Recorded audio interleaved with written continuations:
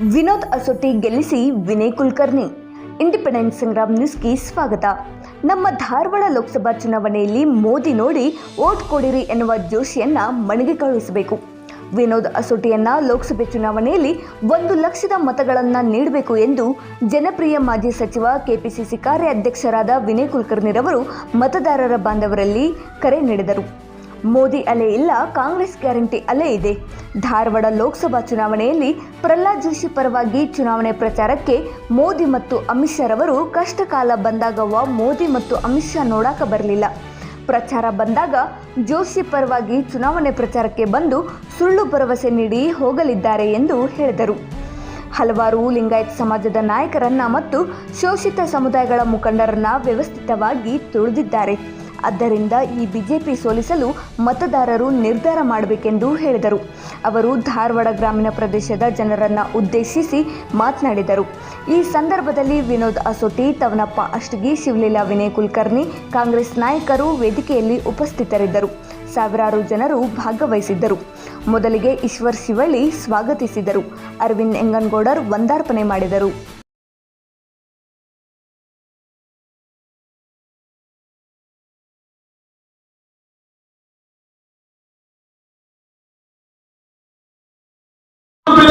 Import ಮಾಡಿ ಸಣ್ಣ ಸಣ್ಣ ಉದ್ಯಮದಾರರು, ಕೈ ಕೆಲಸ ಮಾಡತಕ್ಕಂಥ ಉದ್ಯಮದಾರರು ಅವರೆಲ್ಲ ಕೆಲಸವನ್ನು ಕಳ್ಕೊಂಡಿದ್ದಾರೆ, ವ್ಯಾಪಾರ ಕಳ್ಕೊಂಡಿದ್ದಾರೆ. ಅದರ ಬಗ್ಗೆ ಚರ್ಚೆ ಮಾಡಿ. ಯಾವ 17% ಈ ದೇಶದಲ್ಲಿ ಮ್ಯಾನುಫ್ಯಾಕ್ಚರಿಂಗ್ ಇತ್ತು, ಇವತ್ತು 13% ಬಂದಿದೆ ಮಾಧ್ಯಮದಲ್ಲಿ. ಇದ್ರ ಬಗ್ಗೆ ಅಮಿತ್ ಶಾ ಸಾಹೇಬ್ರಿಗೆ ಕೇಳ್ರಿ, ಇದ್ರ ಬಗ್ಗೆ ಪ್ರಹ್ಲಾದ್ ಜೋಶಿ ಸಾಹೇಬ್ರಿಗೆ ಕೇಳ್ರಿ. ಸಾಲದ ಬಗ್ಗೆ ಕೇಳಿದ್ರೆ ಬಹಳ ಚೆನ್ನಾಗಿ ಉತ್ತರ ಕೊಡ್ತಾರೆ. ಅದೇನ್ ಹೇಳಿ, ಸಾಲ ನಾವು ತಗೊಂಡು ಡೆವಲಪ್ಮೆಂಟ್ ಮಾಡಿದೀವಿ, ಎಷ್ಟು ಚೆನ್ನಾಗಿ ಉತ್ತರ ಕೊಡ್ತೇವೆ. ಯಾಕಂದ್ರೆ ಸಾಲ ಈ ದೇಶದ ಜಾಸ್ತಿ ಆಗಿರ್ತಂದ್ರೆ ಅದೇನೋ ಈ ಕಟ್ಟೆ ಮೇಲೆ ಕುತ್ಕೊಂಡು ಸಾಕು ಮಾತಾಡ್ತಾರೆ. ಅದೇನ್ರಿ ಡೆವಲಪ್ಮೆಂಟ್ ಮಾಡೋರಿಗೆ ಸಾಲ ಪಡೆದ ಸಾಲ ಅಂದ್ರೆ 1947 ಇಸ್ವಿಯಿಂದ ಈ ದೇಶದಲ್ಲಿ 55 ಲಕ್ಷ ಕೋಟಿ 14 ಪ್ರಧಾನಮಂತ್ರಿಗಳು ಸಾಲವನ್ನು ಮಾಡಿದ್ದಾರೆ. ನೀವು ಕೇವಲ 10 ವರ್ಷದಲ್ಲಿ ಇವತ್ತು ಬಂದು ಈ ದೇಶದ ಸಾಲ 202 ಕೋಟಿ ಆಗಿದೆ. ಮೊನ್ನೆ 183 ಕೋಟಿ ಇತ್ತು, 1,183 ಲಕ್ಷ ಕೋಟಿ ಇತ್ತು. ಇವತ್ತು 202 ಲಕ್ಷ ಕೋಟಿ ಈ ದೇಶದ ಸಾಲ ಇದೆ. ಪ್ರತಿಯೊಬ್ಬರು ಈ ದೇಶದವರು 1.5 ಲಕ್ಷ ಸಾಲ ಬೇರೆ ದೇಶಕ್ಕೆ, ಬೇರೆ ಬ್ಯಾಂಕಿಗೆ ಉಳಿಸ್ತಕ್ಕಂಥ ಸಾಲ ಮಾಡಿರ್ತಕ್ಕಂಥ ಕೀರ್ತಿ ನರೇಂದ್ರ ಮೋದಿ ಸಾಹೇಬರಿದ್ದಾರೆ. ಇಡೀ ಪ್ರಪಂಚದಲ್ಲಿ ದಯಮಾಡಿ ಕೇಳಿಸ್ಕೊಳ್ಳಿ, ಇಡೀ ಪ್ರಪಂಚದಲ್ಲಿ ಭಾರತ ದೇಶದ ಇತಿಹಾಸದಲ್ಲಿ ಎಲ್ಲ ಪ್ರಪಂಚದಲ್ಲಿ ಯಾವುದೇ ಪ್ರಧಾನಮಂತ್ರಿ ಅತ್ಯಂತ ಸುಳ್ಳು ಹೇಳ್ತಕ್ಕಂಥ ಪ್ರಧಾನಮಂತ್ರಿ ಯಾರಿದ್ರೆ ಅದು ನರೇಂದ್ರ ಮೋದಿ ದಿನ ಬೆಳಗ್ಗೆ ಬರೋದು, ಟಿವಿಯಲ್ಲಿ ಬರೋದು, ಸುಳ್ಳು ಹೇಳೋದು, ಅಮಿತ್ ಶಾ ಸಾಹೇಬ್ ಬರೋದು ಸುಳ್ಳು ಹೇಳೋದು. ಅದಕ್ಕೆ ಇವರು ವಿರಾಟ್ ಕೊಹ್ಲಿ ನಮಗೆ ಯಾರು ಪ್ರಹ್ಲಾದ್ ಜೋಶಿ ಸಾಹೇಬ್ ಟೆಕ್ನಿಕಲಿ ವೆರಿ ಸೌಂಡ್ ಬ್ಯಾಟ್ಸ್ಮನ್. ಸುಳ್ಳು ಹೇಳೋದು, ಹೋಗ್ಬಿಡೋದು. ಮಾದೇಶ ಸೋನಿಯಾ ಗಾಂಧಿಗೆ ಮಾದೇವಿಗೆ ಏನು ಸಂಬಂಧ? 10 ವರ್ಷ ನಮಗೆ ಅಧಿಕಾರ ಇಲ್ಲ, ಸೋನಿಯಾ ಗಾಂಧಿ ಬಗ್ಗೆ ಮಾತಾಡ್ತಾರೆ. ಯಾಕೆ ಪ್ರಹ್ಲಾದ್ ಜೋಶಿ ಸಾಹೇಬ್ ನಿಮ್ಗೆ ಏನ್ ತೊಂದರೆ ಕೊಡ್ತಾರೆ ಸೋನಿಯಾ ಗಾಂಧಿ? ಆಯ್ತು, ನಮ್ಮ ತೊಂದರೆ ಆಗಿಲ್ಲ, ನೀವು ಮಾಡಿಲ್ಲ, ನಿಮಗೇನು ತೊಂದರೆ ಮಾಡಕ? ಇವರಿಗೆ ಒಲಿ ಉಳಿಬೇಕು ನೀವು. ಯಾಕಂದ್ರೆ ಅವ್ರು ಹುಟ್ಟಿದಾಗ 10 ಚಿತ್ರದಲ್ಲಿ ಹುಟ್ಟಿದ್ದಲ್ಲಿ ನೀವು ಹುಟ್ಟಿದ್ರಿ. ಮೋದಿ ಸಾಹೇಬ್ ಹುಟ್ಟಿದ ಬಗ್ಗೆ ಹೊರದೇಶದಿಂದ ಚಿತ್ರದಲ್ಲಿ 10 ಅವ್ರು ಓಡಿಸೋ ಕೊಡಕಂಡು ಹೋಗ್ತಾರೆ. ಸಾಹೇಬ್ರೆ, ವಿನಯ್ ಕುಲಕರ್ಣಿ ಸಾಹೇಬ್ರೆ 60 ಕೋಟಿ ಖರ್ಚು ಮಾಡಿದ್ರು ಚೀಲ ತರಕ್ಕೆ. ಈ ದೇಶದಲ್ಲಿ ಚೀಲ ಇಲ್ಲ, ಚೀಲ ಉಳಿಸ್ಬೇಕು, ಚೀಲ ಬೆಳೆಸ್ಬೇಕಂತ ಹೇಳಿ ಇವರೇ ನ್ಯಾಷನಲ್ ಡೆಮೋಗ್ರಫಿ ಫೋಟೋಗ್ರಾಫರ್ ಹಾಕಿ ಅಲ್ಲಿ ಹೋಗಿ ತಂದು ಓಡಿಸುತ್ತಿದ್ದ. ಇವತ್ತು ಪಾಪ ಇಲ್ಲಿ ಜೀವ ಕಾಡ್ಕೊಂಡಾಗ 60 ಕೋಟಿ ಖರ್ಚು ಮಾಡಿದ್ರು. ಒಬ್ಬ ರೈತ ಸಾಲ ಮನ್ನಾ ಮಾಡಿಲ್ಲ. ಕೇಂದ್ರದಲ್ಲಿರ್ತಕ್ಕಂಥ ನರೇಂದ್ರ ಮೋದಿ ಸಾಹೇಬರು ಅಧಿಕಾರಕ್ಕೆ ಬಂದ್ರೆ ಕಾಲಾವಕಾಶ 100 ದಿನ ಕೊಡಿ, ರೈತ ಸಾಲ ಮನ್ನಾ ಮಾಡ್ತೀವಿ ಅಂತ ಹೇಳ್ತಕ್ಕಂಥ ನರೇಂದ್ರ ಮೋದಿ ಸಾಹೇಬರು, ಪ್ರಹ್ಲಾದ್ ಜೋಶಿ ಸಾಹೇಬರು ಇದರ ಬಗ್ಗೆ ಮಾತನಾಡ್ತಾರೆ. ಅಧಿಕಾರಕ್ಕೆ ಬಂದ್ರೆ ನನಗೆ ರೈತರ ಆದಾಯವನ್ನು ದುಪ್ಪಟ್ಟು ಮಾಡ್ತೀವಿ ಅಂತ ಹೇಳಿದ್ರು, ಅದರ ಬಗ್ಗೆ ಮಾತನಾಡ್ತಲ್ಲ. ಅಧಿಕಾರಕ್ಕೆ ಬಂದ್ರೆ ವಿಶೇಷವಾಗಿ ಇಡೀ ದೇಶದಲ್ಲಿರ್ತಕ್ಕಂಥ ನದಿಗಳನ್ನ ಜೋಡಣೆ ಮಾಡ್ತೀವಿ ಅಂತ ಹೇಳಿದ್ರು ಪ್ರಹ್ಲಾದ್ ಜೋಶಿ ಸಾಹೇಬ್ರೆ. ಎಲ್ಲೈತ್ರಿ ನದಿ ಜೋಡಣೆ? ಎಲ್ಲೈತ್ರಿ ಪ್ರಹ್ಲಾದ್ ಜೋಶಿ ಸಾಹೇಬ್ರೆ? ಏನು ಭಾಷಣ ಪಾರ್ಲಿಮೆಂಟ್ ಅಲ್ಲಿ, ಏನು ಭಾಷಣ? ಎಲ್ಲೇ ಒಂದು ಸೆಕ್ಟರ್ ಕಟ್ಟಿರ ನೀವು? ಒಂದು ಸೆಕ್ಟರ್ ಮೋದಿ ಸಾಹೇಬ್ರೆ ಈ ದೇಶದಲ್ಲಿ ಯಾವ್ದಾರ ರೈತರಿಗೆ ಅನುಕೂಲ ಆಗ್ತಕ್ಕಂಥ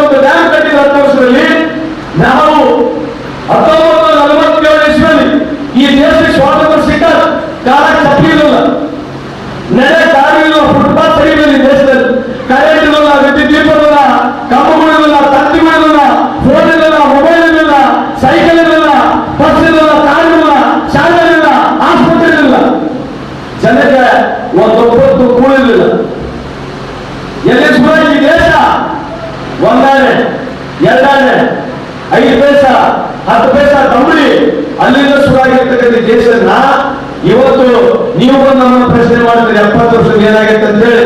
ದಿನ ಬೆಳಗಿನ ಟಿವಿ ಬರ್ತಿಲ್ಲ, ಸೆಲ್ಫಿ ಮಾಡ್ಕೊಂಡು ಫೋಟೋ ಬರ್ತಿಲ್ಲ, ಇನ್ಸ್ಟಾಗ್ರಾಮ್ ಬರ್ತಿಲ್ಲ.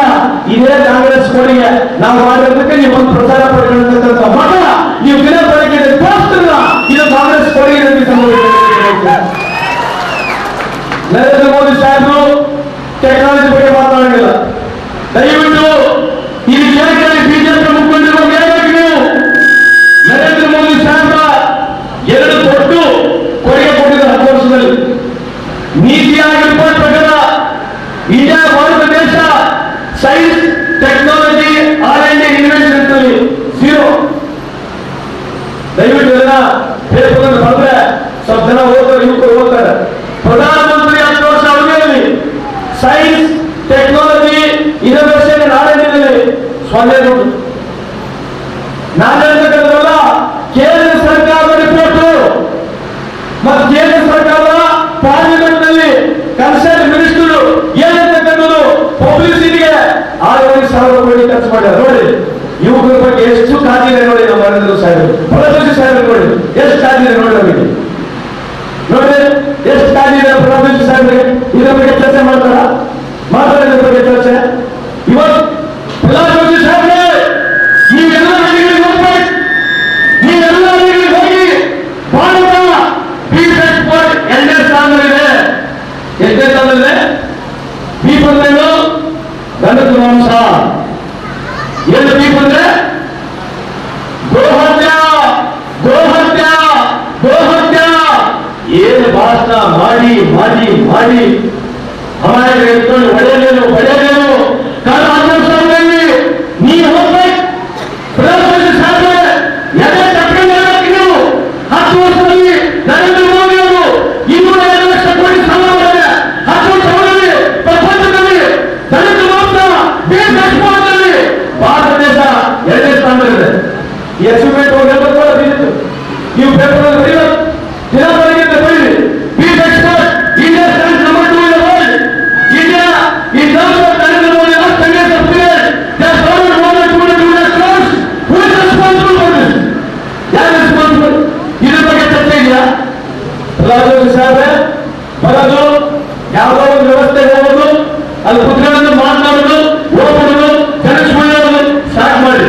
ನೀವು ಗೆಲ್ಬೇಕಾ ಗೆಲ್ಲಿ, ಆದ್ರೆ ಸುಳ್ಳು ಹೇಳಿ ರೈತರ ಬಗ್ಗೆ ಸುಳ್ಳು ಹೇಳಿ ಎಲ್ಲ ಸುಳ್ಳು ಹೇಳಿ 10 ವರ್ಷದಿಂದ ಕೇವಲ ಪ್ರಚಾರಕ್ಕೆ ನರೇಂದ್ರ ಮೋದಿ ಸಾಹೇಬ್ ಇಟ್ಕೊಂಡು ನರೇಂದ್ರ ಮೋದಿ ಮುಖಂಡರು ಓಟ್ ಕೊಡೋದು ಕೇಳ್ತೀವಿ. ಯಾಕೆ ಕೊಡೋದು ನರೇಂದ್ರ ಮೋದಿ ಸಾಹೇಬ್ರಿಗೆ? ಅವತ್ತಾಗಿ 2014 ಇಸ್ವಿಯಲ್ಲಿ ಒಂದು ಸಲ ಬಂಗಾರ 16,000 ರೂಪಾಯಿ. ಈಗ ಎಷ್ಟೇನವ? ಪ್ರಧಾನಮಂತ್ರಿ ಸಾಹೇಬ್ರೆ ಇದು ತುಷ್ಟೀಕರಣ ಅಲ್ಲ, ತುಟ್ಟೀಕರಣ. ಇದು ತುಟ್ಟಿಯಾಗಿ ಪ್ರಧಾನಮಂತ್ರಿ ಸಾಹೇಬ್ರೆ ತುಷ್ಟೀಕರಣ, ತುಟ್ಟೀಕರಣ. 27,000 ಬಂಗಾರ 77,000 ನೀವು ಬಿಜೆಪಿ ಮುಖಂಡರು ಸೌಕರ್ಯ ಆಗಿದೆ. ನೀವು ಖರೀದಿ ಮಾಡ್ತೀರಿ, ಆದ್ರೆ ಈ ದೇಶದ ಬರುವುದು ಇವತ್ತು ಬಂಗಾರದ ಖರೀದಿ ಮಾಡ್ತಕ್ಕಂಥ ಶಕ್ತಿನ ಎಲ್ಲ ಪಡ್ಕೊಂಡ ಬೇಕಿಗೆ ಜನ ಕೆಳಗೆ ನೀವೇ ಕಾರಣಕ್ಕೆ ಸಂಬಂಧಿಸಿದ ಬಯಸ್ತೀವಿ. ಇದ್ರ ಬಗ್ಗೆ ಮಾತನಾಡೋರು ಜೋಶಿ ಸಾಹೇಬರು ಯಾವ 90 ರೂಪಾಯಿ ಇರ್ತಕ್ಕಂಥ ಎಣ್ಣೆ ಎಷ್ಟಿದೆ ಮತ ಇವತ್ತು? 250 ರೂಪಾಯಿ ಆಗಿದೆ. 30 ರೂಪಾಯಿ ಇರ್ತಕ್ಕಂಥ ಹಾಲು 54 ರೂಪಾಯಿ ಆಗಿದೆ. 400 ರೂಪಾಯಿ ಇರ್ತಕ್ಕ ಗ್ಯಾಸ್ ಸಿಲಿಂಡರ್ ಎಷ್ಟಾಗಿತ್ತು? ಏನು ಶಾಲೆಗಳಲ್ಲಿ ಹೋಗಿ ಮಕ್ಕಳಿಗೆ ಅವ್ರು ಏನ್ ಹೇಳ್ತಾರೆ, ಈ ದೇಶದಲ್ಲಿ ಕಟ್ಟಿಗೆ ಒಲೆ ಇತ್ತು, ಕಣ್ಣು ಹೋಗ್ಬಿಡ್ತಿತ್ತು, ತಾಯಂದಿರಿಗೆ ಕಣ್ಣು ಕೊಡ್ತಿದ್ರು ಅಂತ ಹೇಳಿ ಮೊದಲು ಸ್ಟೋರ್ ಗ್ಯಾಸ್ ಬುಕ್ಸಾಗಿ ಕೊಟ್ಟು ಇವತ್ತು ಎಲ್ಲರ ಮೇಲೆ ಸಬ್ಸಿಡಿ ತೆಗೆದು ಇವತ್ತು 15 ರೂಪಾಯಿ ಕೊಟ್ಟು 7 ರೂಪಾಯಿ ಕೊಡಲಿ. 7 ರೂಪಾಯಿ ಕೊಡಲಿಕ್ಕೆ ದಯಮಾಡಿ ಹೆಣ್ಮಕ್ಳು ಇದು ಕೇವಲ ರಾಮ ಮುಸಲ್ಮಾನ ಪಾಕಿಸ್ತಾನ ತಾಲಿಬಾನ ತೋರಿಸ್ತಾರೆ. ಬಿಜೆಪಿ ಮುಖಂಡರು ಕೇಳಲಿಕ್ಕೆ ಬಯಸ್ತೀನಿ. ಪ್ರಧಾನಮಂತ್ರಿ ಸಾಹೇಬ್ರೆ ಹುಬ್ಬಳ್ಳಿ ಧಾರವಾಡದಲ್ಲಿ ಎಷ್ಟು ಹಿಂದೂ ಮುಸ್ಲಿಂ ಗಲಾಟೆ ಆಗಿವೆ. ನೀವು ನಿಮ್ಮ ಮನೆಯವರು ನಿಮ್ಮ ಬೀಗರು ಯಾರೋ ಒಂದು ಕೇಸಿದೆ, ನಿಮ್ಮೆಲ್ಲ ಯಾರೋ ಒಂದು ಕೇಸಿದೆಯಾ? ಇಡೀ ಭಾರತ ದೇಶದ ಎಲ್ಲ ಬಿಜೆಪಿ ಮುಖಂಡರು ಜಮ್ಮು ಕಾಶ್ಮೀರ ಕನ್ಯಾಕುಮಾರಿವರೆಗೆ ಬಿಜೆಪಿ ಮುಖಂಡರು ಒಪ್ಪು ಮತ್ತು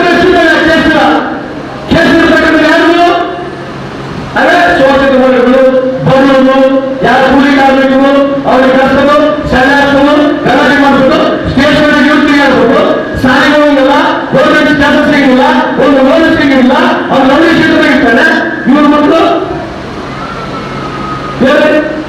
ಒಬ್ಬ ಬಿಜೆಪಿ ಮುಖಂಡ ಮಗ ಭಾರತೀಯ ಜನತಾ ಪಾರ್ಟಿಯ ಮಕ್ಕಳು ಯಾವ ವಿಧಾನಸಭೆಗೆ ಹಿಂದೂ ಹಿಂದೂ ಹಿಂದೂ ಅಂತ ಹೇಳಿ ಗಲಾಟೆ ಮಾಡ್ತಾರೆ ಮುಖಾಂತರ ಇವ್ರ ಮಕ್ಕಳು ಹೇಳಿ ಹೋಗ್ತಾರೆ, ಇವ್ರ ಮಕ್ಕಳು ಹೇಳಿ ಹೋಗ್ತಾರೆ ಆಕ್ಸ್ಫರ್ಡ್ ಯೂನಿವರ್ಸಿಟಿ. ಮತ್ತು ಇವ್ರ ಮಕ್ಕಳು ಸಣ್ಣ ಸಣ್ಣ ಸಮುದಾಯಕ್ಕೆ ಯಾರ ಬಗ್ಗೆ ಆಗಲ್ಲ. ಯಾರ ಮಕ್ಕಳು ಏನೋ ಹಿಂದೂ ಹಿಂದೂ ಹಿಂದೂ ಹೊರಕೊಂಡಿದೆ ಹೊರಕೊಂಡು ಮಾಡಿದ್ರು ಬರೀ ಸಣ್ಣ ಸಣ್ಣ ಸಮುದಾಯಕ್ಕೆ ಮದುವೆಯಾಗಿ ನೋಡೋದು ಯಾಕೆ ಆಗ್ಬಾರ್ದು? ಆಗುತ್ತಲ್ಲ. ಅಮಿತ್ ಶಾ ಸಾಹೇಬರು ನೀವು ಮಗ ಒಂದು ಬಡ ಸಮಾಜ ಬಗ್ಗೆ ಮಾಡ್ತೀರಿ, ಯಾಕೆ ಮಾಡ್ಬಾರ್ದು? ನೀವು ಯಾಕೆ ಮಾಡ್ಬಾರ್ದು? ಕೇವಲ ಚುನಾವಣೆ ಬಗ್ಗೆ ಮಾತ್ರ ಹಿಂದೂ ಬಗ್ಗೆ ಮಾತನಾಡ್ತಾರೆ. ಈ ದೇಶ ಹಿಂದೂಗೆ ಹಿಂದೂ ಕ್ವಾಲಿಫಿಕೇಶನ್ ತಂದಿರ್ತಕ್ಕಂಥದ್ದು ಬಾಬಾ ಸಾಹೇಬ್ ಅಂಬೇಡ್ಕರ್ ಕಾಂಗ್ರೆಸ್ ಪಾರ್ಟಿಯಲ್ಲಿ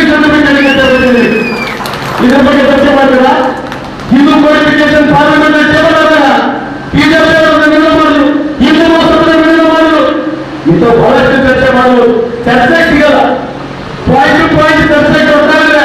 ಪ್ರಧಾನಮಂತ್ರಿ ಸಾಹೇಬ್ರೆ, ಅಮಿತ್ ಶಾ ಅವರೇ, ನರೇಂದ್ರ ಮೋದಿ ಸಾಹೇಬ್ರೆ, ನೀವು ಚರ್ಚೆಗೆ ಬಂದ್ರೆ ನಮ್ಮ ರಾಹುಲ್ ಗಾಂಧಿ ಸಾಹೇಬ್ರ ಚರ್ಚೆಗೆ ಹೇಳಿದ್ದಾರೆ. ಬರ್ತೀರಾ ಚರ್ಚೆಗೆ?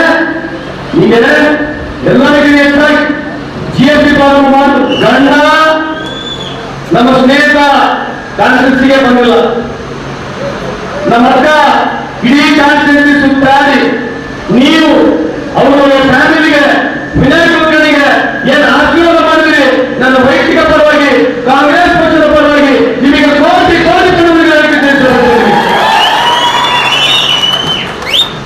ಸದ್ಯಕ್ಕೆ ನ್ಯಾಯಕ್ಕೆ ಒಂದು ಸಿಕ್ಕ ಸಿಗುತ್ತೆ. ತಾತ್ಕಾಲಿಕವಾಗಿ ವಿನಯ್ ಕುಲಕರ್ಣಿ ಕುಟುಂಬಕ್ಕೆ ತೊಂದರೆ ಆಗಿದೆ. ಅದು ಎಲ್ಲ ಕುಟುಂಬದ ಯಾವುದೇ ಒಬ್ಬ ನಾಯಕ ಗಟ್ಟಿಯಾಗಿ ಬೆಳಿಬೇಕಂತಂದ್ರೆ ಈ ತರ ಅಡಚಣೆಗಳು ಬಂದೇ ಬರ್ತವೆ. ನನಗೆ ನಂಬಿಕೆ ಸಂಪೂರ್ಣ ವಿಶ್ವಾಸ ಇದೆ, ಮುಂದೆ ಬರ್ತಕ್ಕಂಥ ಮತ್ತೆ ವಿನಯ್ ಕುಲಕರ್ಣಿ ಅವರು ಇದೇ ಧಾರವಾಡ ಜಿಲ್ಲೆ ಬಂದು ಇಡೀ ಉತ್ತರ ಕರ್ನಾಟಕದಲ್ಲಿ ಪ್ರಬುದ್ಧ ರಾಜಕಾರಣಿಯಾಗಿ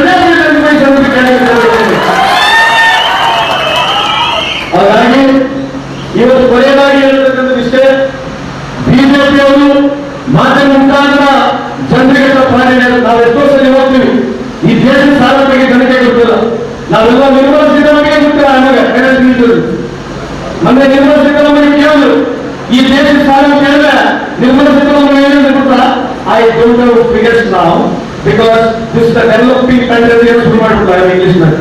ಅಂದ್ರೆ ಯಾವ ಪ್ರಶ್ನೆ ಕೇಳಿದ್ರೆ ಹೆಂಗ್ ಸುಳ್ಳು ಹೇಳಬೇಕು, ಹೆಂಗ್ ತಪ್ಪಿಸ್ಕೊಂಡು ಹೋಗ್ಬೇಕು, ಇದು ಬಿಜೆಪಿ ಅವರು ತಂದುಬಿಟ್ಟ ಪಾಠ. ಅದಕ್ಕೆ ಎಷ್ಟು ದಿವಸ ಮಾಡ್ತೀರಿ ನೀವು?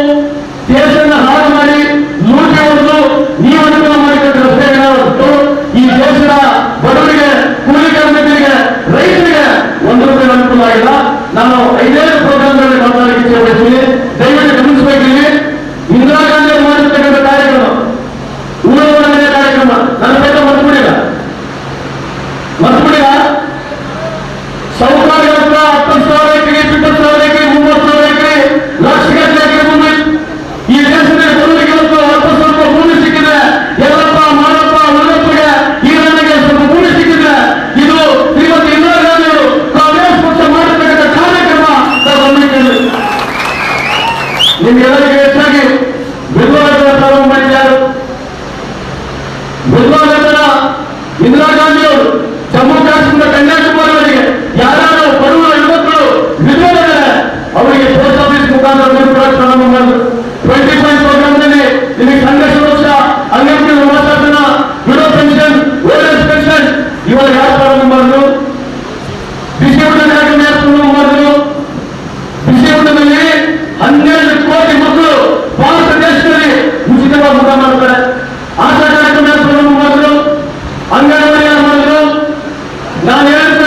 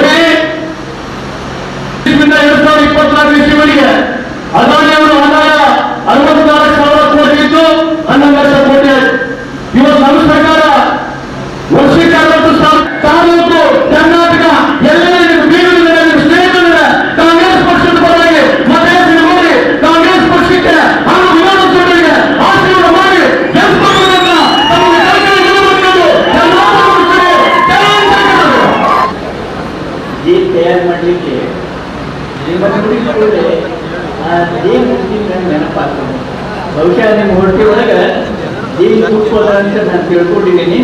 7ನೇ ತಾರೀಕಿಗೆ ಆ ತುಪ್ಪ ನಮಗೆ ಆಶೀರ್ವಾದ ರೂಪದಲ್ಲಿ ತಾವು ಕೊಡ್ತೀರ ಅನ್ನೋದು ಒಂದು ವಿಶ್ವಾಸ. ಅವ ನಾನು ಹೆಚ್ಚು ಮಾತಾಡಲಿಕ್ಕೆ ಹೋಗಿಲ್ಲ. ನಿಮ್ಮ ನೋಡಿದಾಗ ಇಂದಿರಾ ಗಾಂಧಿಯವರು ನೆನಪಾಗ್ತದೆ. ಡಿ.ಕೆ. ನಾಯ್ಕರ್ ಸಾಹೇಬರಿಗೆ ನನಗೆ ಆಶೀರ್ವಾದ ಮಾಡಿದವರು ಅವ್ರು ಮರೀದಿಲ್ಲ. ಅವ್ರ ಪುಣ್ಯದಿಂದ ನಾವು ಎಲ್ಲೋ ಇದ್ದವರು, ಸಣ್ಣವರು ಇದ್ದವರು ಈ ಎತ್ತರಕ್ಕೆ ಬರ್ಬೇಕಾಗಿತ್ತಂದ್ರೆ ಈ ಕಾಂಗ್ರೆಸ್ಸಿನಲ್ಲಿ ಇರ್ತಕ್ಕಂಥವ್ರ ಪುಣ್ಯವ ಅದರ ಪ್ರಸಾದ ನಮಗೆ ಸಿಕ್ಕದ್ರೆ ಮರೀಲಿಕ್ಕೆ ಆಗೋದಿಲ್ಲ.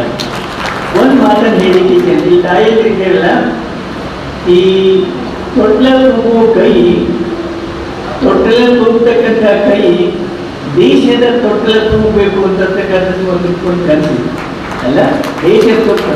ಆ ಕನಸನ್ನ ನನಸು ಮಾಡಿದವರು ಇಂದಿರಾ ಗಾಂಧೀಜಿಯವರು. ಆದ್ರೆ ಅವ್ರದ್ದೇನು ಕನಸಿತ್ತು ಅಂದ್ರೆ ಬಡವರು ಬದುಕಬೇಕು, ರೈತರು ಬದುಕಬೇಕು, ಹಿಂದುಳಿದವರು ಬದುಕಬೇಕು, ಅಲ್ಪಸಂಖ್ಯಾತರು ಎಲ್ಲರೂ ಕೂಡ ಒಂದು ಫ್ಯಾಮಿಲಿ ನಮ್ದು, ನಾವೆಲ್ಲರೂ ಬದುಕಬೇಕಂತ ಏನು ಹೊರಟಿದ್ಲಲ್ಲ.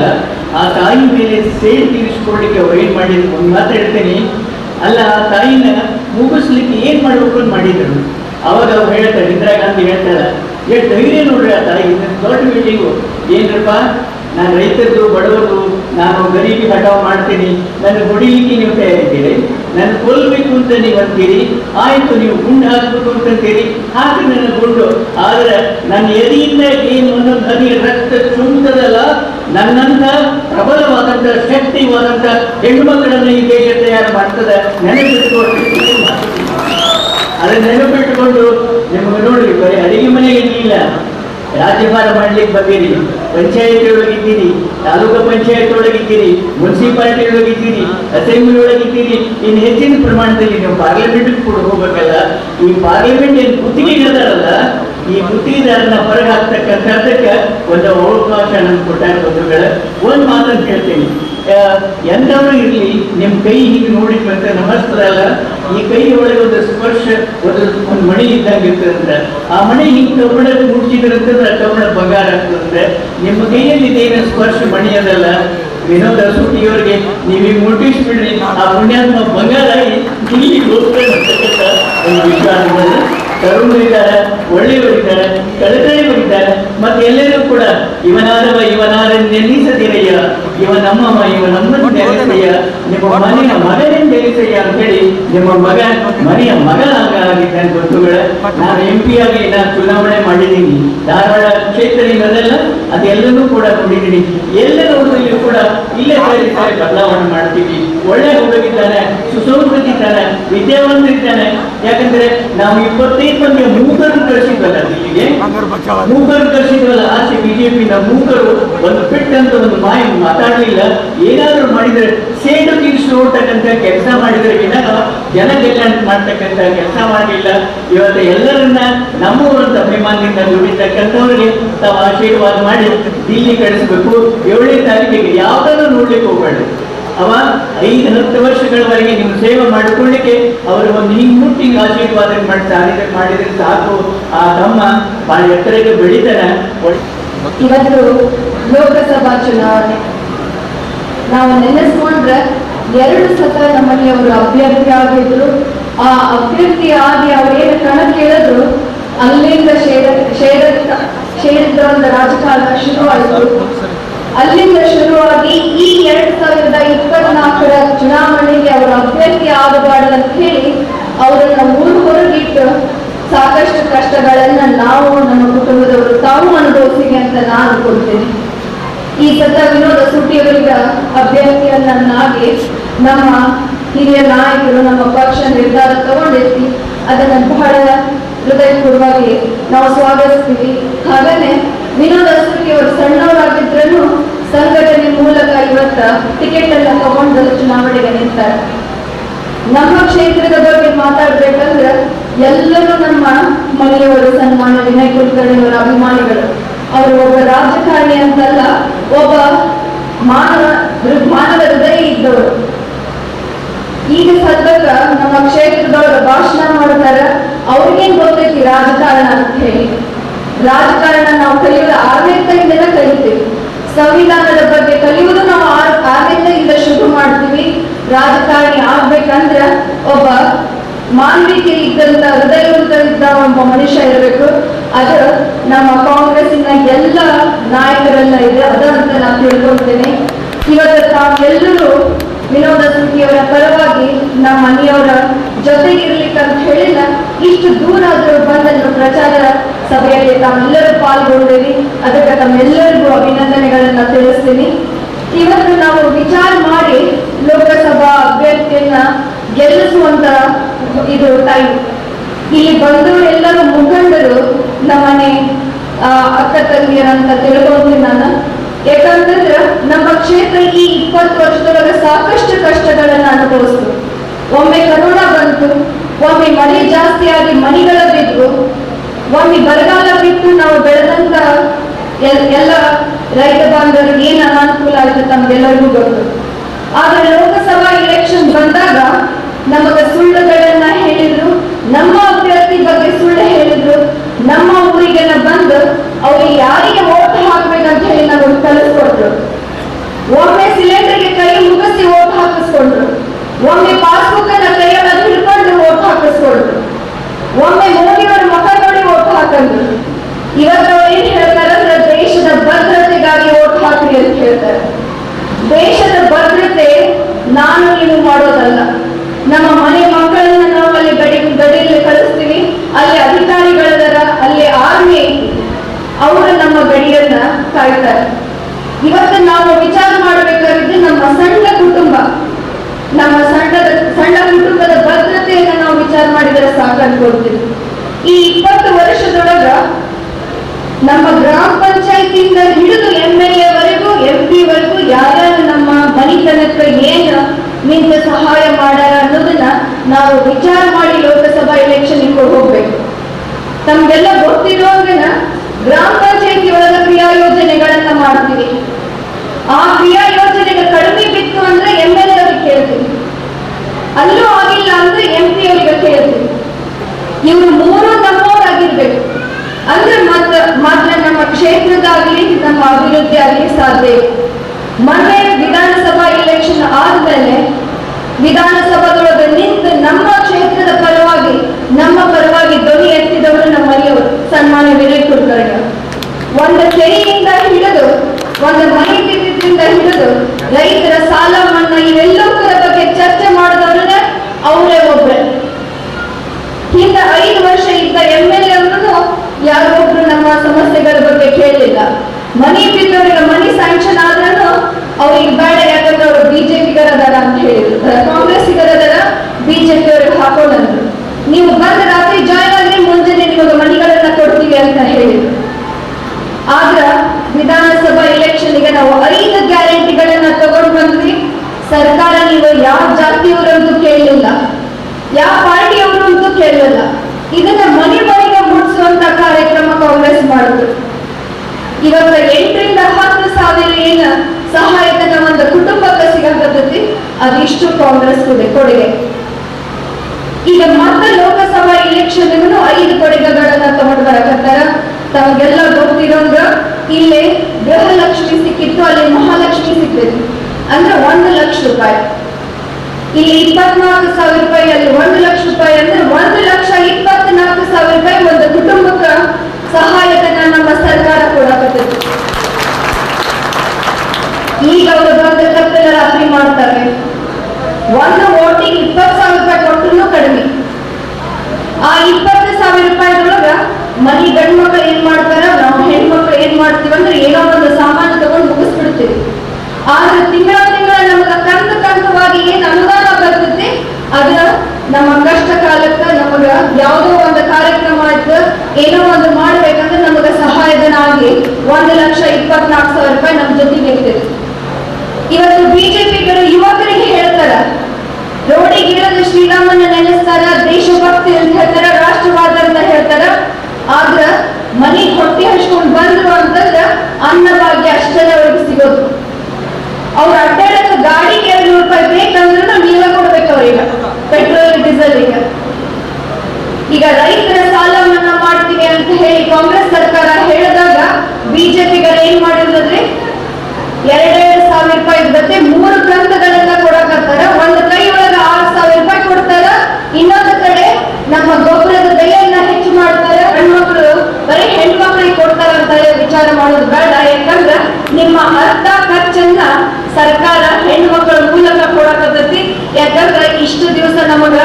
ಗಂಡು ಮಕ್ಕಳಿಗೆ ಕೊಟ್ಟು ಇಲೆಕ್ಷನ್ ಮಾಡಿ ಗೊತ್ತಿತ್ತು, ಆದ್ರೆ ಹೆಣ್ಮಕ್ಳಿಗೆ ಕೊಟ್ಟಿರೋದು ನಮ್ಮ ಕಾಂಗ್ರೆಸ್ ಸರ್ಕಾರ. ಇಲ್ಲಿ ಕಾಂಗ್ರೆಸ್ ಸರ್ಕಾರ ಏನ್ ಮಾಡೈತಿ, ಬಿಜೆಪಿ ಸರ್ಕಾರ ಏನ್ ಮಾಡೈತಿ ಅನ್ನೋದಕ್ಕಿಂತ ಹೆಚ್ಚು ನಾವು ಓಟ್ ಹಾಕಿ ಗೆಲ್ಲಿಸಿದ ನಾಯಕ ಎಂತವನ್ನದನ್ನ ಅನ್ನೋದು ಬೇಕು. ಇವತ್ತು ವಿನೋದ್ ವಸತಿ ಅವರ ಭಾಷಣಗಳನ್ನ ತಾವೆಲ್ಲರೂ ಕೇಳಿ ಅನ್ಕೊಳ್ತೀನಿ.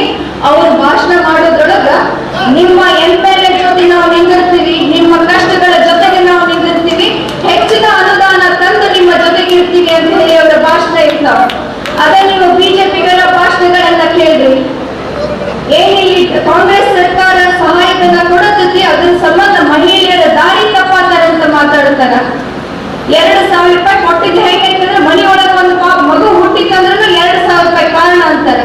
ಇಂಥ ಕೀಳ ರಾಜಕಾರಣ ಮಾಡ್ಕೊಂತ 20 ವರ್ಷ ಅವ್ರಿಗೆ ಏನಿಲ್ಲ, ನಾವು ಜೀತದ ಆಳುಗಳಾಗ್ಬಿಟ್ಟಿದ್ವಿ ಅವ್ರ ಕೈಯಾಗ. ಪೊಲೀಸ್ ಡಿಪಾರ್ಟ್ಮೆಂಟ್ ಅವ್ರ ಕೈಯಾಗಲ್ಲ, ಜುಡಿಷಿಯರಿ ಅವ್ರ ಕೈಯಾಗಲ್ಲ. ಯಾರ ಮೇಲಾದ್ರೂ ಕೇಸ್ ಹಾಕ್ತಾರ, ಯಾರ ಮೇಲಾದ್ರೂ ಐಟಿ ರೇಲ್ಗಳನ್ನ ಮಾಡ್ತಾರ, ಯಾರನ್ನಾದ್ರೂ ಹತ್ತುತ್ತಾರ. ನಮ್ಮ ಮನೆಯವರಿಗೆ ಮಾಡಿದ್ದು ಒಂದು ಕಡೆ ಆದ್ರ 2018 ಇಲೆಕ್ಷನ್ ಒಳಗೆ ನಾನು ಸದಕ ಹೊರಗೆ ಕಲಿದಂಗ ಮಾಡಿದ್ರು. ಇವತ್ತು ತಮ್ಮೆಲ್ಲರಿಗೂ ಅನಿಸ್ತಿರ್ಬೋದು ನಾವು 2-3 ಮಂದಿ ಕರ್ಕೊಂಡು ಅಡ್ಡಾಡ್ತೇನೆ ಅಂತ ಹೇಳಿ.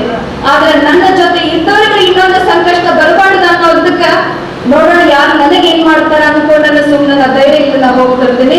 ಇವತ್ತು ನಮಗೂ ನಿಮಗೂ ಅವಕಾಶ. ಲೋಕಸಭೆ ಒಳಗ ಈ ಸತ ಧಾರವಾಡ 11ನೇ ಕ್ಷೇತ್ರದೊಳಗ ತೀರ್ಪು ನಮ್ಮ ಜನರಿಂದನ ಆಗ್ಲೇಬೇಕು. ಅದ ಆದಾಗ ಮಾತ್ರ ನಮ್ಮ ಹುಬ್ಳಿ ಧಾರವಾಡ ಸೇಫ್ ಇರ್ತೈತಿ ಅನ್ಕೊಂತೇನೆ.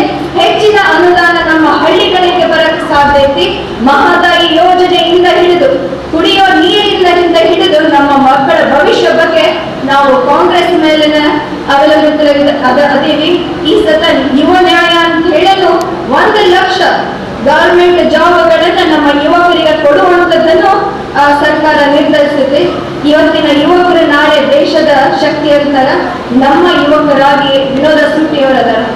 ಅವರ ಪರವಾಗಿ ತಾವೆಲ್ಲರೂ ನಮ್ಮ ಮನೆಯವರ ಪರವಾಗಿ ನಿಮ್ಮ ಮತಗಳನ್ನ ಹಾಕಿ ಹೆಚ್ಚಿನ ಬಹುಮತದಿಂದ ಅವ್ರನ್ನ ಆರಿಸ್ತರೋದ ಜವಾಬ್ದಾರಿ ನಂದು ನಿಮ್ದು ಅನ್ಕೊಂಡು ಈ ಸಭೆಯಲ್ಲಿ ನನಗೆ ಮಾತಾಡಕ್ಕ, ತಮ್ಮೆಲ್ಲರ ಜೊತೆಗೆ ಪಾಲ್ಗೊಳ್ಳಕ್ಕ ಅವಕಾಶ ಕೊಟ್ಟಿದ್ದಕ್ಕೆ ಧನ್ಯವಾದಗಳನ್ನ ತಿಳಿಸ್ತೀನಿ.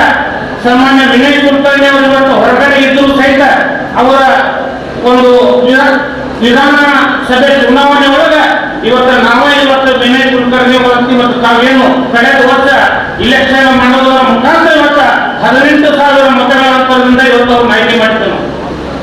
ಅದರಲ್ಲಿ ನಮ್ಮ ಉಪ್ಪಿನಪೇಟೆಯಲ್ಲಿ ಜಿಲ್ಲಾ ಪಂಚಾಯತಿಯಿಂದ 5,900 ವೋಟ್ಗಳನ್ನ ನಾವು ಹೆಚ್ಚಿಗೆ ಕೊಡ್ತಿದ್ದೇವೆ.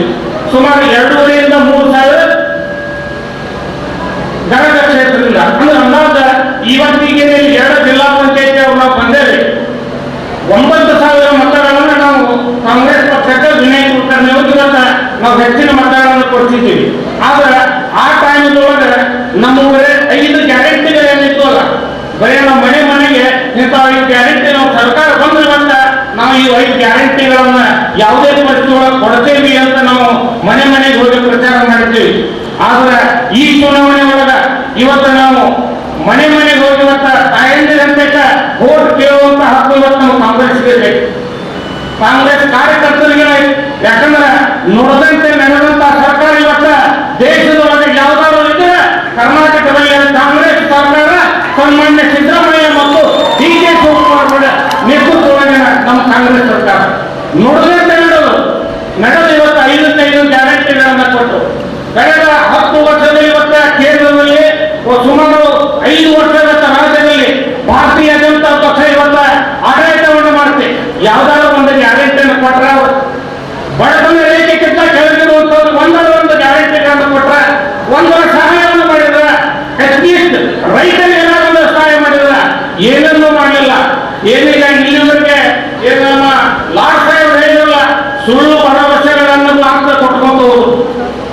ಅದಕ್ಕೆ ನಾವು ನೀವೀಗ ಏನು ಕಳೆದ ಚುನಾವಣೆ ಒಳಗೆ 18,000 ಐತಲ್ಲ, ಅದು 25ರಿಂದ 30,000 ಅಂತರ ಆಗಬೇಕಂದ್ರೆ ಏನು ನಮ್ಮ ಗ್ಯಾರಂಟಿ ಯೋಜನೆಗಳನ್ನ ಮನೆಗೆ ಮುಗಿಸಿದೇವಲ್ಲ, ನಮ್ಮ ಕಾರ್ಯಕರ್ತರ ಮುಖಾಂತರ ತಾಯಂದಿರಿಗೆ, ಇವತ್ತ ಯಜಮಾನರಿಗೆ, ಹಿರಿಯರಿಗೆ, ರೈತರಿಗೆ ತಾವು ತಿಳುವಳಿಕೆ ಹೇಳುವುದರ ಮುಖಾಂತರ ವಿನೋದ ಸುಟ್ಟಿ ಅವರ 2ನೇ ನಂಬರ್ ವ್ಯಕ್ತಿ ಹಸ್ತದ ಗುರುತ 7ನೇ ತಾರೀಕಿಗೆ ಬೆಳಿಗ್ಗೆ 7ರಿಂದ ಸಂಜೆ 6 ಗಂಟೆವರೆಗೆ ಏನು ತಾವು ಇವತ್ತ ಸಾಕಷ್ಟು ಸಂಖ್ಯೆಯಲ್ಲಿ ಇವತ್ತ ತಾವೇನ ಆಗಮಿಸಿದರೆ ಇದು ಈ ಸಂಖ್ಯೆ ಇದ್ದಂಗ ನಮ್ಮ ಬೀಜದ ಕಾಲದಂಗ ಒಂದೊಂದು ಕಾಲ ಇವತ್ತು ಬಿದ್ದರೆ ಒಂದೊಂದು ದೊಡ್ಡ ತೆನೆ ಆಗ್ತೈತಲ್ಲ ಹಂಗೆ ಇವತ್ತು ಏನಿಲ್ಲ ಇವತ್ತು ಸಾವಿರಾರು ಮಂದಿ ಬಂದಿರಲ್ಲ ಇವತ್ತ 85,000 ರೂಪಾಯಿ ಇವತ್ತ ವಿನಯ್ ಕುಲಕರ್ಣಿ ಕೊಡ್ತೀವಿ. ಈ ಬಾರಿ ನಮ್ಮ ಧಾರವಾಡ 71ರಿಂದ 1 ಲಕ್ಷಕ್ಕಿಂತ ಹೆಚ್ಚು ಮತಗಳನ್ನ ಕೊಡುವುದರ ಮುಖಾಂತರ ಯಾವ ಒಂದು ವಿಶ್ವಾಸವನ್ನು ಇಟ್ಟ ನಮ್ಮ ನಾಯಕರು ಒಬ್ಬ ಯುವಕನಿಗೆ ಈಗ ಬರೀ 34 ಕೊಡ್ತಾರೆ. ಒಬ್ಬ ಯುವಕನಿಗೆ ಕೊಟ್ಟಿದ್ದಾರಲ್ಲ ಆ ಒಂದು ವಿಶ್ವಾಸಕ್ಕೆ ಇವತ್ತು ಧಕ್ಕೆ ಬಂದ ಹಾಗೆ ನಮ್ಮ ನಾಯಕರಾದಂತಹ ಸನ್ಮಾನ್ಯ ಶ್ರೀ ವಿನಯ್ ಕುಲಕರ್ಣಿ ಅವರ ಭಾಷಣ ತಾವೆಲ್ಲರೂ ಕೇಳಲಿಕ್ಕೆ ಬಹಳ ಒಂದು ಉತ್ಸಾಹದಿಂದ ಕುಂತಿದೆ ಅಂತ ಹೇಳ್ತೀನಿ. ಅದೇ ರೀತಿ ತಮ್ಮೆಲ್ಲರ ಕೇಳ್ಬೋದಿಷ್ಟ ನಮ್ಮ ಕಾಂಗ್ರೆಸ್ ಪಕ್ಷದ ನಾಯಕರೆಲ್ಲರೂ ಒಂದು ಸಮ್ಮುಖದಲ್ಲಿ ಈ ಒಂದು ಲೋಕಸಭಾ ಚುನಾವಣೆಯಲ್ಲಿ ಒಂದು ಸ್ಪರ್ಧೆ ಮಾಡಲಿಕ್ಕೆ ಒಂದು ಅವಕಾಶವನ್ನು ಕೊಟ್ಟಿದೆ. ತಮ್ಮೆಲ್ಲರಿಗೂ ಕಳಕಳಿಯಿಂದ ಕೇಳುವುದು ತಮ್ಮ ಅಮೂಲ್ಯವಾದ ಮತವನ್ನು ನಮ್ಮ ಕಾಂಗ್ರೆಸ್ ಪಕ್ಷಕ್ಕೆ ವೋಟ್ ಹಾಕುವ ಮುಖಾಂತರ ತಾವೆಲ್ಲರೂ ಆಶೀರ್ವಾದ ಮಾಡುವುದು ಈ ಸಂದರ್ಭಕ್ಕೆ ಹೇಳಲಿಕ್ಕೆ ಇಷ್ಟಪಡ್ತಿದ್ದಾರೆ. ಅದೇ ರೀತಿ ನಮ್ಮ ಕಾಂಗ್ರೆಸ್ ಪಕ್ಷ ಇವಾಗಲೂ ಕೂಡ ಸರ್ವಧರ್ಮ ಪಕ್ಷ. ಕಾಂಗ್ರೆಸ್ ಪಕ್ಷ ಎಲ್ಲ ಸಮಾಜಕ್ಕೆ ಎಲ್ಲ ಧರ್ಮಕ್ಕೊಂದು ಅನುಕೂಲ ಆಗಲಿ, ಅವರ ಅಭಿವೃದ್ಧಿ ಆಗಲಿ ಅನ್ನೋ ಈ ದೃಷ್ಟಿಯಿಂದ ನಮ್ಮ ನಾಯಕರು ಕೂಡ ಎಲ್ಲರೂ ಕೂಡ ಹೋರಾಡ್ತಿದ್ದೀವಿ ಈ ಸಂದರ್ಭ ಹೇಳಲಿಕ್ಕೆ ಇಷ್ಟಪಡ್ತಿದ್ದಾರೆ. ಅದೇ ರೀತಿ ಏನು ವಿಧಾನಸಭಾ ಚುನಾವಣೆಗಿಂತ ಮುಂಚೆ ಏನು ನಮ್ಮ 5 ಪ್ರಣಾಳಿಕೆಗಳನ್ನ ಒಂದು ರಾಜ್ಯದ ಆಶ್ವಾಸನೆಯನ್ನು ಕೊಟ್ಟು ಒಂದು ಅವರೆಲ್ಲರ ಆಶೀರ್ವಾದ ಮಾಡುವ ಮುಖಾಂತರ ಸುಮಾರು 135 ಸೀಟುಗಳನ್ನ ಈ ಒಂದು ರಾಜ್ಯ ಸರ್ಕಾರದಲ್ಲಿ ನಮ್ಮ ಕಾಂಗ್ರೆಸ್ ಪಕ್ಷ ಬಂದಿದೆ. ಕೇವಲ 15 ತಿಂಗಳಲ್ಲಿ 5 ಗ್ಯಾರಂಟಿಗಳ ಯೋಜನೆಗಳನ್ನು ಈ ಒಂದು ರಾಜ್ಯದ ಜನತೆಗೆ ಕೊಡುಗೆ ಕೊಡುವ ಮುಖಾಂತರ ಈ ಒಂದು ಜನರ ಒಂದು ಸೇವೆಯನ್ನು ಕೂಡ ನಮ್ಮ ಈಗಾಗಲೇ ನಮ್ಮ ಕಾಂಗ್ರೆಸ್ ಪಕ್ಷದ ನಾಯಕರು ನಾವೆಲ್ಲರೂ ಮಾಡ್ತಿದ್ವಿ ಅಂತ ಹೇಳ್ತೇನೆ. ಅದೇ ನಮ್ಮ ಮಲ್ಲಿಕಾರ್ಜುನ್ ಖರ್ಗೆ ಸಾಹೇಬರು, AICC ಅಧ್ಯಕ್ಷರಾದಂತ ಮಲ್ಲಿಕಾರ್ಜುನ್ ಖರ್ಗೆ ಅವರು, ರಾಹುಲ್ ಗಾಂಧಿ ಅವರು ಮತ್ತು ನಮ್ಮ ಸೋನಿಯಾ ಗಾಂಧೀಜಿಯವರು ಈಗಾಗಲೇ ಇಂಡಿಯಾ ಒಕ್ಕೂಟದಿಂದ ಮತ್ತು ನಮ್ಮ ಕಾಂಗ್ರೆಸ್ ಪಕ್ಷದ ಪ್ರಣಾಳಿಕೆಯನ್ನು ಕೂಡ ಈಗಾಗಲೇ ಬಿಡುಗಡೆ ಮಾಡಿದ ಬಂಧುಗಳೇ, ಏನು ರಾಜ್ಯ ಸರ್ಕಾರ ಮಹಾಲಕ್ಷ್ಮಿ ಅಂತ ಹೇಳಿ ಸುಮಾರು 2,000 ರೂಪಾಯಿ ನೇರವಾಗಿ ನಮ್ಮ ಕುಟುಂಬದ ಹಿರಿಯ ಹೆಣ್ಮಗಳಿಗೆ ಹಾಕ್ತಿದೀವಿ. ಈ ಒಂದು ದೇಶದಲ್ಲಿ ಇದ್ದಂತಹ ಪ್ರತಿ ಬಡ ಕುಟುಂಬದ ಹಿರಿಯ ಹೆಣ್ಮಗಳಿಗೆ ಸುಮಾರು ನೇರವಾಗಿ 1 ಲಕ್ಷ ರೂಪಾಯಿ ಒಂದು ವರ್ಷಕ್ಕೆ ಹಾಕುವ ಮುಖಾಂತರ ಏನು ಬಿಜೆಪಿ ಪಕ್ಷ ಬೆಲೆ ಏರಿಕೆಯನ್ನು ಮಾಡಿದಾರಲ್ಲ ಅದರದೊಂದು ಅನುಕೂಲ ಆಗಲಿ ಇದ್ದ ದೃಷ್ಟಿಯಿಂದ ಈಗಾಗಲೇ ನಮ್ಮ ಸರ್ಕಾರ ಈಗ ನಮ್ಮ ಪಕ್ಷ ಘೋಷಣೆ ಮಾಡಿದ ಸಂದರ್ಭ ಹೇಳ್ತೀನಿ. ಅದೇ ರೀತಿ ನಮ್ಮ ರಾಹುಲ್ ಗಾಂಧಿ ಅವರು ಈ ಒಂದು ದೇಶದ ಬೆನ್ನೆಲುಬಾದಂತ ನಮ್ಮ ರೈತರಿಗೆ ಒಂದು ಅನುಕೂಲ ಆಗಬೇಕು, ಏನು ಬಿಜೆಪಿ ಪಕ್ಷ ಬಳಿದೆ ರೈತರದೊಂದು ಅನುಕೂಲ ಅಂತ ಒಂದು ಸುಳ್ಳು ಆಶ್ವಾಸನೆ ಕೊಡೋ ಮುಖಾಂತರ ಫೋಟೋನ ಹಾಕ್ಸ್ಕೊಂಡ್ರು. ಅದನ್ನೆಲ್ಲ ನೋಡಿ ನಮ್ಮ ರಾಹುಲ್ ಗಾಂಧಿ ಅವರು ಈಗಾಗಲೇ ಒಂದು ಘೋಷಣೆ ಮಾಡಿದರೆ ರೈತರು ಈ ದೇಶದ ರೈತರು ಇದ್ದಂತ ಸಾಲವನ್ನು ಸಂಪೂರ್ಣವಾಗಿ ನಾವು ಮನ್ನಾ ಮಾಡ್ತೇವೆ ಅಂತ ಹೇಳಿ ಕೂಡ ಈಗಾಗಲೇ ನಮ್ಮ ನಾಯಕರಾದಂತಹ ರಾಹುಲ್ ಗಾಂಧಿ ಅವರು ಘೋಷಣೆ ಮಾಡಿದ್ದಾರೆ ಬಂಧುಗಳೇ. ಅದೇ ರೀತಿ ತಮ್ಮೆಲ್ಲರೂ ಕೇಳ್ಬೋದಿಷ್ಟ ಇವೆಲ್ಲ ಪ್ರಣಾಳಿಕೆ ಈಡೇರ್ಬೇಕಂತಂದ್ರ ತಮ್ಮ ಅಮೂಲ್ಯವಾದ ಮತನ್ನು ನಮ್ಮ ಕಾಂಗ್ರೆಸ್ ಪಕ್ಷಕ್ಕೆ ವೋಟ್ ಹಾಕುವ ಮುಖಾಂತರ ತಾವು ಆಶೀರ್ವಾದ ಮಾಡದಂತ ಈ ಸಂದರ್ಭ ಕೇಳಲಿಕ್ಕೆ ಇಷ್ಟಪಡ್ತೀನಿ. ಯಾವತ್ತೂ ಜೋಶಿ ಅವ್ರು ಇವತ್ತು ನಿಜವಾಗ್ಲೂ ಏನು ಆಗ್ತಾ ಇವತ್ತು ಒಂದ್ ಬಿಟ್ಟು ಹೊರಗೆ ಬಂದಾರಲ್ಲ ಅವ್ರು ಹೇಳಿದಂತ ಮಾತು ಕೇಳಿದಾಗ ನಿಜವಾಗ್ಲೂ ಆಶ್ಚರ್ಯ ಆಗುವಂತ ಸಂಖ್ಯೆಗಳು ಬಹಳ ಇದ್ವು. ಸಂಖ್ಯೆಗಳು ಬಹಳ ಇದ್ವು. ಯಾಕಂದ್ರೆ ಒಂದು ನಾನು ಹೇಳಿದ್ರೆ ಸುಳ್ಳು ಎಷ್ಟು ಮಟ್ಟಿಗೆ ಅವ್ರು ಮಾತಾಡ್ತಾರೆ ಅನ್ನೋದನ್ನ ಸಂತೋಷ್ ಲಾಲ್ ಅವರು ಹೇಳಿದ್ರು. ತಮಗೂ ಹೇಳಕ್ ಇಷ್ಟಪಡ್ತೇನೆ. ನೀವು ನೋಡಿ 10 ವರ್ಷದಿಂದ ಮೋದಿ ಅವರು ಚುನಾವಣೆ ಬರೋಕಿನ ಪೂರ್ವದಲ್ಲಿ ಏನೇನು ಭರವಸೆಗಳು ಕೊಟ್ಟಿದ್ರು ಅಂತ ನಿಮ್ಗೆ ನೆನಪಿದ್ರು ಒಂದು ಹೇಳಿ. ಏನೇನು ಭರವಸೆ ಕೊಟ್ಟಿದ್ರು ಆ ಪಕ್ಷದಿಂದ?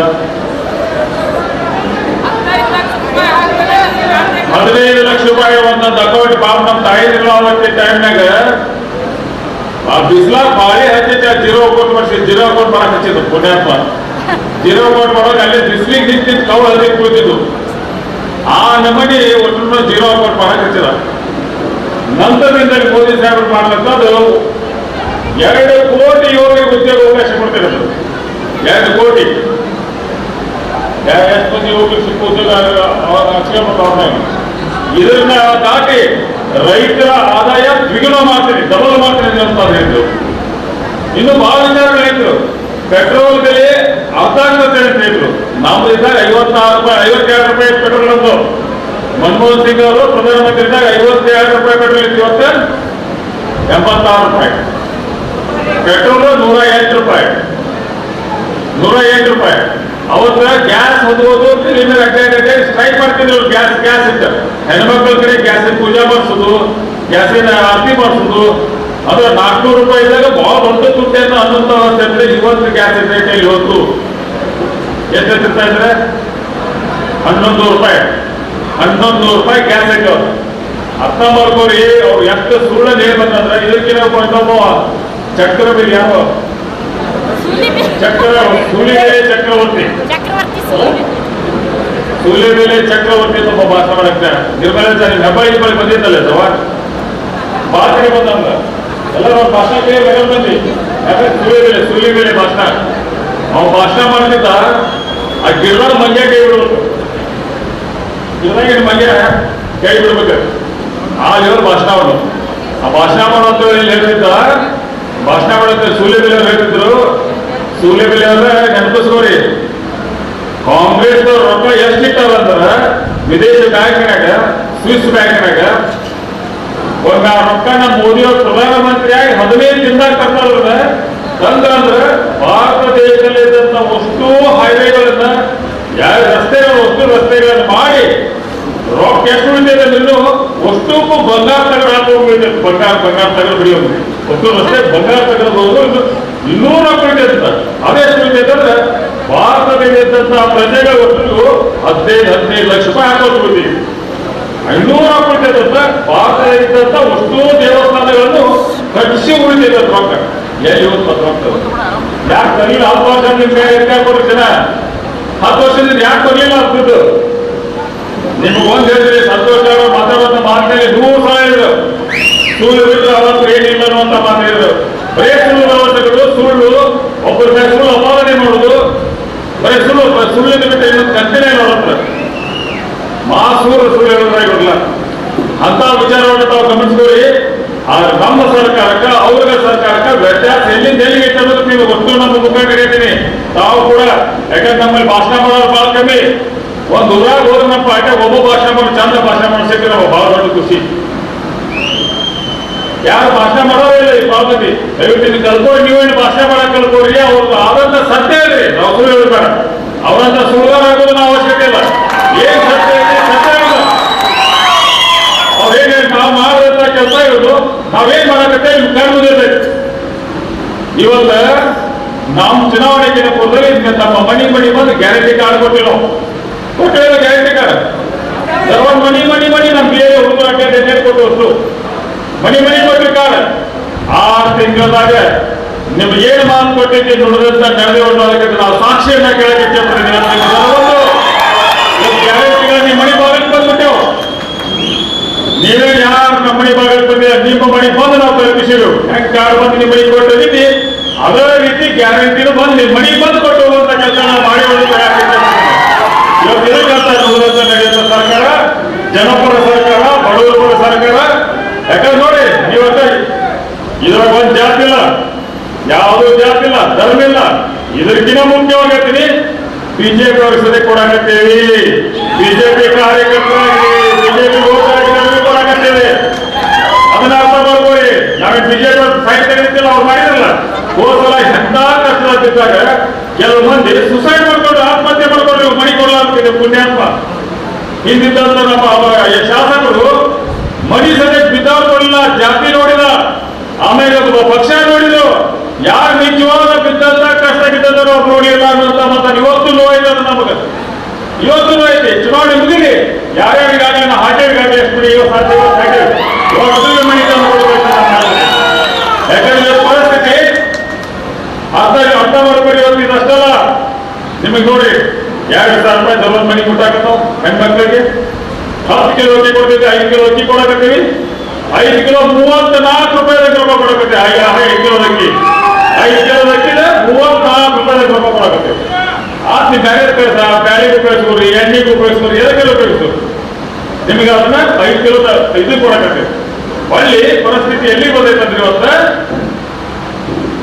ಬಸ್ಗಳಲ್ಲಿ ಪ್ರಯಾಣ ಮಾಡಿ. ವೀರೇಂದ್ರ ಹೆಗಡೆ ಸಿದ್ದರಾಮಯ್ಯ ಅವರು ಪತ್ರ ಬಂದ್ರ, ಸಿದ್ದರಾಮಯ್ಯ ನೀವು ಮಾಡಿದಂತ ಕೆಲಸಕ್ಕೆ ಬಸ್ ಮಹಿಳೆಯರಿಗೆ ಹೆಣ್ಮಕ್ಳಿಗೆ ಬಸ್ ಆದ ಮಾಡಿದ್ರೆ ನಮ್ಮ ಭಕ್ತರ ಸಂಖ್ಯೆ 4 ಪಟ್ಟು ಜಾಸ್ತಿ ಹೋಗಿದ್ವಿ. ಧರ್ಮಸ್ಥಳ 4 ಪಟ್ಟು ಜಾಸ್ತಿ ಆಗೋದು ಎಲ್ಲ ದೇವಸ್ಥಾನಗಳಿಗೆ. ಯಾಕಂದ್ರೆ ವಿಚಾರ ಮಾಡಿ ನಮ್ಮ ತಾಯಿ ಎಷ್ಟೋ ಮಂದಿ ನಮ್ಮ ಹಳ್ಳಿ ಒಳಗಡೆ ವಿಚಾರ ಮಾಡ್ಕೊಂಡ್ರೆ ಯಾರು ಧರ್ಮಸ್ಥಳ ನೋಡಕ್ ಹೋಗ್ಬೇಕು, ಯಾರು ಇನ್ನೊಂದು ವೀಕ್ಷಣೆ ಪ್ರದೇಶಗಳಿಗೆ ನಮ್ಮ ನೋಡ್ಬೇಕು, ಕೂಲಿ ಕಾರ್ಮಿಕರು, ಬಡ ಹೆಣ್ಮಕ್ಳು ಅವ್ರ ಮುಂದಿನ ಊರೇ ಗೊತ್ತಿಲ್ಲ ಅಂತ ಜೀವನ ತೆಗೆದಂತವು ನಾವು ನೋಡಿದ್ ಖಂಡಿತ. ನಮ್ಮ ಹಳ್ಳಿ ಒಳಗೆ ಇನ್ನೊಂದು ಮುಂದಿನ ಊರು ನೋಡ್ಬಿಡ್ತಾವ, ಮುಂದಿನ ಊರು ನೋಡ್ತಿದ್ದೆ ಎಷ್ಟೋ ಮಂದಿ ಹೆಣ್ಮಕ್ಳು ಇವತ್ತ ಧರ್ಮದ ಮಹಿಳೆ ಕೂಡ ಸ್ವತಂತ್ರವಾಗಿ ಸ್ವಾಭಿಮಾನದಿಂದ ಎಲ್ಲಾ ಪ್ರದೇಶಗಳು ನೋಡೋದಂತ ನೋಡಿದ್ರಂತಾವ್. ಬೆಂಗಳೂರು ಬಂದಿರ್ತಾರ, ಇಸ್ಕಾನ್ ಟೆಂಪಲ್, ಎಲ್ಲಿ ಮೈಸೂರು ಅರಮನೆ ಎಲ್ಲಾರು ನೋಡಿ ಬಂದಿದ್ದಾರೆ. ಅದು ಹೆಮ್ಮೆ ಸಂತೋಷ ಅಂತ ನಮ್ಗೆ ಕೂಡ ಅನ್ನೋದು. ಯಾಕಂದ್ರೆ ಆ ಬಡವರು ಕೂಡ ಅಡ್ಡಾಡ್ಬೇಕಲ್ಲ ಇದ್ದಂತ ಬಡವರು. ಇವತ್ತು ಎಷ್ಟೋ ಮಂದಿ ತಂದೆ ತಾಯಿಗಳು ಮಕ್ಕಳು ನೋಡಂಗಿಲ್ಲ ತಂದೆ ತಾಯಿಗಳು. ಇವತ್ತು ಅವ್ರಿಗೆ ಅಕ್ಕಿ ಕೊಡುವಂಥದ್ದಾಗ್ಲಿ, 2,000 ರೂಪಾಯಿ ಕೊಡುವಂಥದ್ದಾಗ್ಲಿ, ಅವ್ರ ಪೆನ್ಷನ್ ಬರ್ತಾವ ಬಂದು ಹೋಗಿ ಅವ್ರು ಬಂದಂಥದ್ದನ್ನ ಇವತ್ತು ಉಪಜೀವನ ವಯಸ್ಸಾಗಿ ಹೋಗ್ಬೇಕು, ದುಡಿಯಕ್ಕೆ ಹೋಗ್ತಿರಂಗಿಲ್ಲ.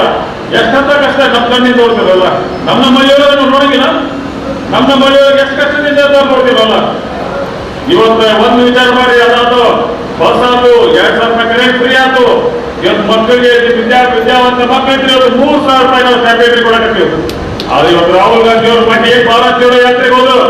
ಭಾರತ್ ಜಾಡೋ ಯಾತ್ರೆ ಕನ್ಯಾಕುಮಾರಿಯಿಂದ ಕಾಶ್ಮೀರವರೆಗೂ 4,000 ಕಿಲೋಮೀಟರ್ ನಡ್ಕೊಂಡು 4,000 ಕಿಲೋಮೀಟರ್ ನಡ್ಕೊಂತ ಹೋಗೋ ದಾರಿ ಉದ್ದಕ್ಕೂ ಬಡವ್ರನ್ನ, ರೈತರನ್ನ, ಕೂಲಿ ಕಾರ್ಮಿಕರನ್ನ, ಹೆಣ್ಣು ಮಕ್ಕಳನ್ನ, ಯಾವುದೋ ಫ್ಯಾಕ್ಟರಿ ಕೆಲಸ ಮಾಡೋರ್ನ ಒಂದು ಕುಟುಂಬದ ಮಾತ್ರ ಡಬ್ಬಿಯಲ್ಲಿ ಹಸಿರು ಮಾನವನ್ನ ಹಿಡ್ಕೊಂಡು ಒಬ್ಬ ಹಮಾಲಿ ಮಾಡೋರು ಹಿಡ್ಕೊಂಡು ಒಬ್ಬರದ್ರು ಮಾತಾಡ್ಕೊತ ಇಲ್ಲಿ ಹೋಗ್ಬಿಟ್ಟಾರ. ಹಂಗ ಹೋಗಿಲ್ಲವರು ದಿನಕ್ಕೆ 3-4 ವಿಷಯ ಮಾಡ್ತಿದ್ರಿದ್ದಾವು.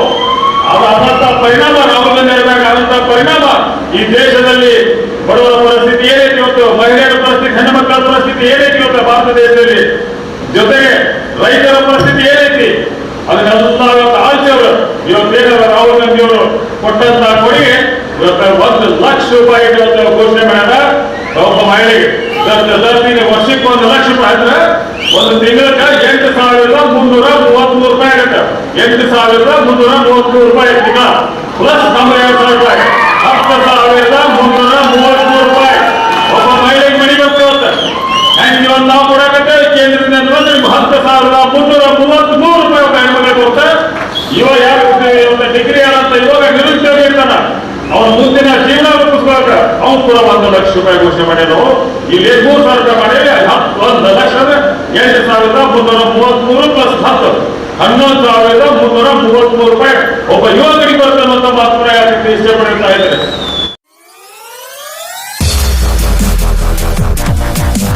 ಗ್ರಾಹಕರೇ, ಸೆಕೆಂಡ್ ಹ್ಯಾಂಡ್ ವಾಹನ ಬೇಕಾ? ಕಾರ್ ಮತ್ತು ಬೈಕ್ ಬೇಕಾದರೆ ನ್ಯಾಷನಲ್ ಆಟೋ ಕನ್ಸಲ್ಟೆಂಟ್ಗೆ ಭೇಟಿ ನೀಡಿ. ನ್ಯಾಷನಲ್ ಆಟೋ ಕನ್ಸಲ್ಟೆಂಟ್ 20 ವರ್ಷಗಳಿಂದಲೂ ಗ್ರಾಹಕರಿಗೆ ಉತ್ತಮವಾದ ವಾಹನವನ್ನ ನೀಡುತ್ತಾ ಯಶಸ್ವಿ ಹಾದಿಯಲ್ಲಿ ಸಾಗಿದೆ. ಇಲ್ಲಿ ಎಲ್ಲ ತರಹದ ಸೆಕೆಂಡ್ ಹ್ಯಾಂಡ್ ಬೈಕ್ ಮತ್ತು ಕಾರುಗಳು ಸಿಗುತ್ತದೆ. ವಿಶೇಷವೇನೆಂದರೆ ಲೋನ್ ಮೂಲಕವೂ ವಾಹನ ಖರೀದಿ ಮಾಡಬಹುದು. ಪ್ರತಿ ಭಾನುವಾರ ಮೇಳ ಇರುತ್ತದೆ. ನಿಮಗೆ ಸೆಕೆಂಡ್ ಹ್ಯಾಂಡ್ ವಾಹನ ಬೇಕಾದರೆ ಮತ್ತು ಎಕ್ಸ್ಚೇಂಜ್ ಮಾಡಬೇಕಾದರೆ ನ್ಯಾಷನಲ್ ಆಟೋ ಕನ್ಸಲ್ಟೆಂಟ್ಗೆ ಭೇಟಿ ಕೊಡಿ. ನೀವು ಭೇಟಿ ನೀಡಬೇಕಾದ ಸ್ಥಳ old DSP circle, BSL office near KC park, Dharwad. Mobile ಸಂಖ್ಯೆ 7348821313 9008447288. ಈ ನಂಬರ್ಗೆ ಹೆಚ್ಚಿನ ಮಾಹಿತಿಗಾಗಿ ಸಂಪರ್ಕಿಸಬಹುದು.